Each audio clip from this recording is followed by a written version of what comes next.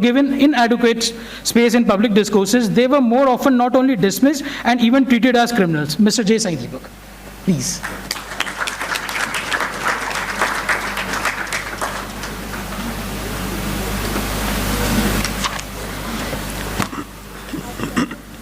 Namaste.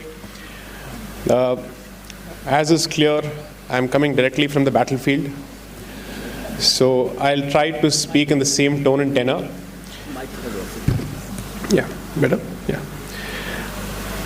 My pranams and respects to all the dignitaries on the days and off the days. And I thank Shri Balbir Punji for giving me an opportunity to share space with all these dignitaries. मेरी तरफ से तो कोशिश ये होगी कि मैं ना ज़्यादा बोलूँ ना लंबा. I'll try and keep it as crisp and as short as possible and to the point. I may have a slight difference of opinion with you. So let me try and express it. वकील हूँ तो कहीं ना कहीं मुझे objection तो उठाना पड़ेगा. So I think last year there was a hearing that was going on in the Delhi High Court. And both parties before the judge were trying to present their competing narratives. And the judge remarked, and this was one of the widely reported remarks, that it's never the party which is on trial, it is the judge who is always on trial. Because it is for the judge to sift between truth, facts, and lies. I think that has more or less become the role of every person who consumes information today. I don't think there is any person today who is capable of saying that I am able to make up my mind without a competing narrative or a competing version being presented on the same subject, no matter what the subject is. Now, that takes us to a slightly different question. Is there any distinction between narrative and propaganda? Are they synonyms? Are they paryayvachi in any sense? To my mind, that may not be the case. Propaganda is manufacturing facts and manufacturing opinions without facts. Narrative is presenting your version based on facts reasonably,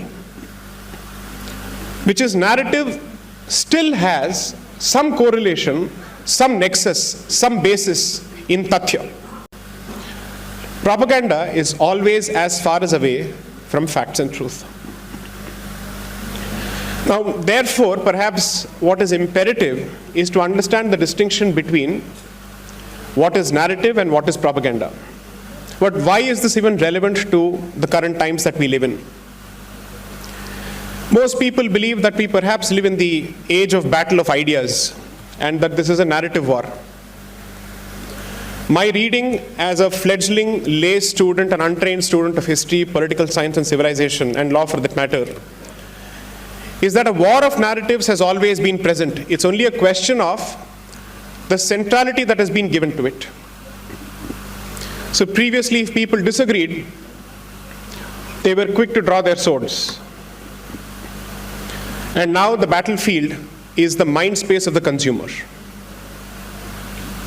Whoever occupies that particular mind space ultimately gets his way or gets his say. And that's precisely why this narrative war becomes so crucial.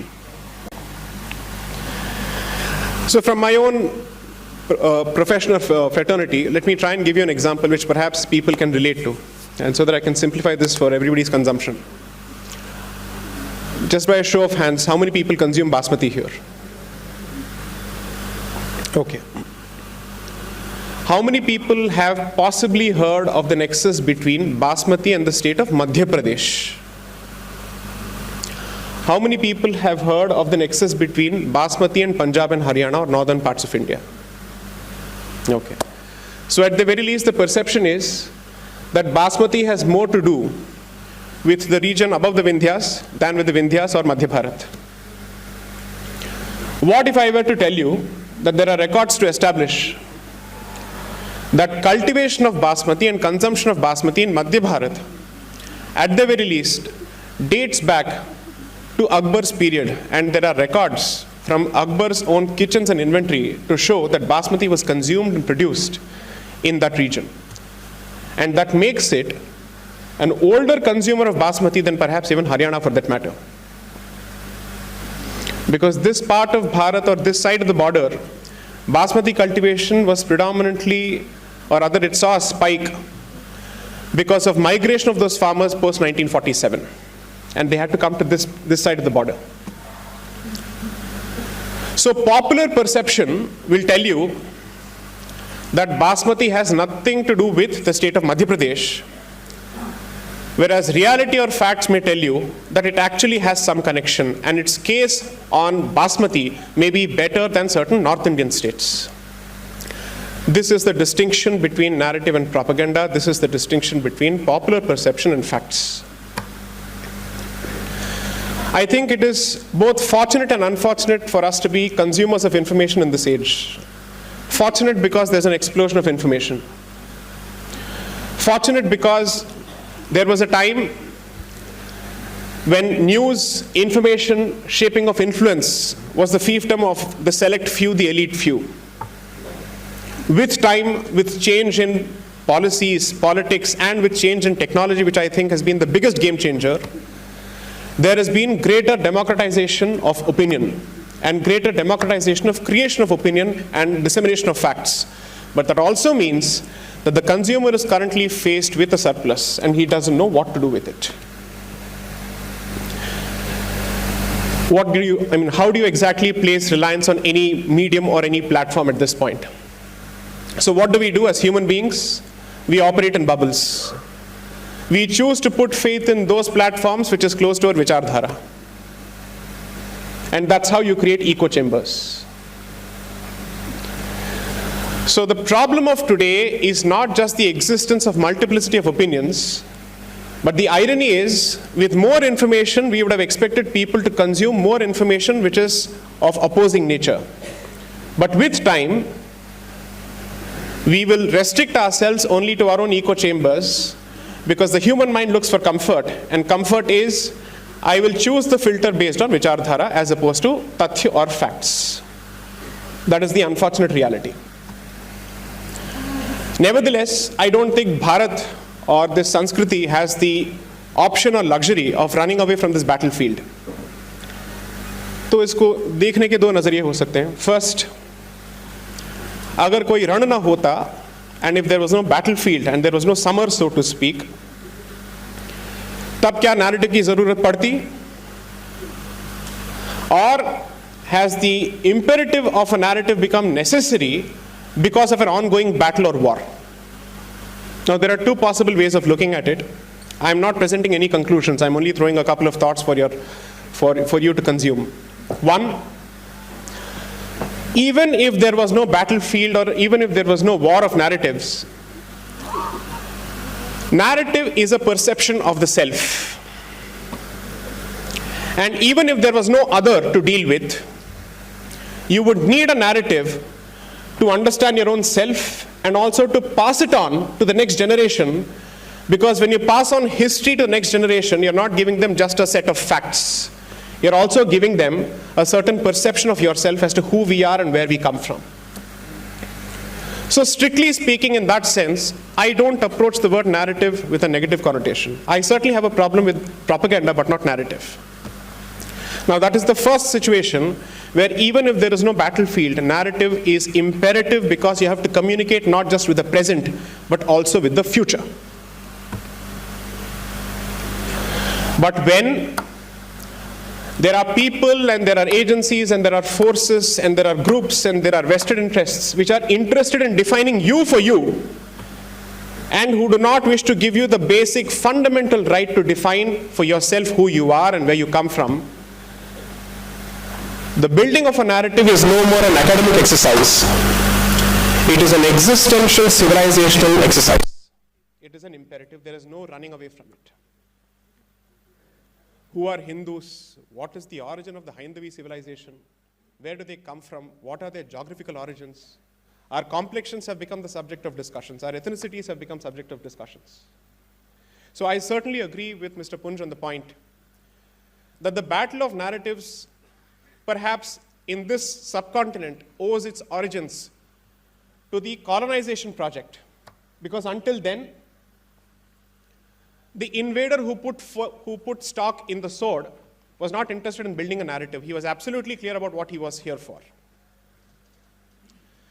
But then comes, I think, at the fag end of the 17th century, the European colonizer, who realizes that this particular civilization cannot be won over by the strength of the sword or on the strength of the sword, and he realizes that I need to use the mind as the battlefield here. And therefore starts a battle of narratives, where the first ground of his experiment is your mind, is your dharana, is your sanskriti, is your origin. And dare I say this, I don't think we have come out of it yet. The layers of imposed wisdom of who we are and where we come from is a constant battle in every sphere today, from academia to politics to media to even legal discussions.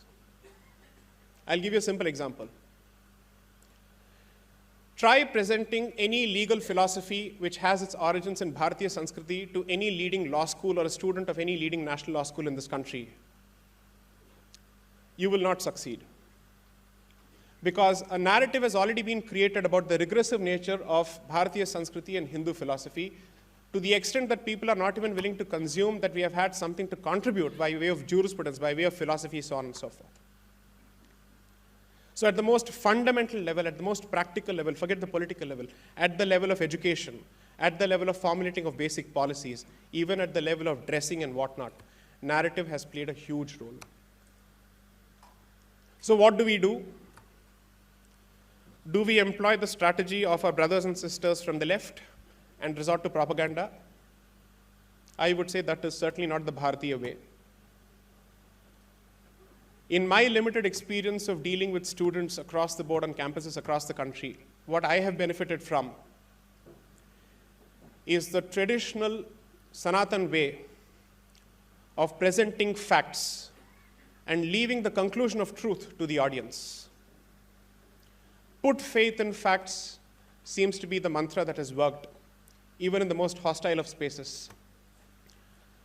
And my limited suggestion here is, if this battle of narratives must be won, we must look at our history, at our present, and towards the future. With facts, truth, logic, and morality as our constant companions, that is the only way we succeed. I don't think it's possible to take an Orwellian approach to this battle, because that is a race to the bottom. We may succeed in the present, but the future will only inherit the air and the sand. Namaste. Thank you.